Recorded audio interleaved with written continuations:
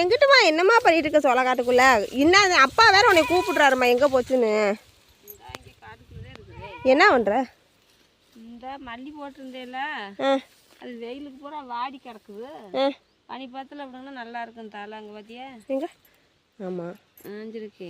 சரி சரி ஆஞ்சதெல்லாம் நல்லா இருக்கு. காய் இதில் சொரச்செடி 2 ஓடி இருந்துச்சு. ஒரு செடி நட்டு விட்டே காய் இருக்குமான்னு பார்த்தேன்.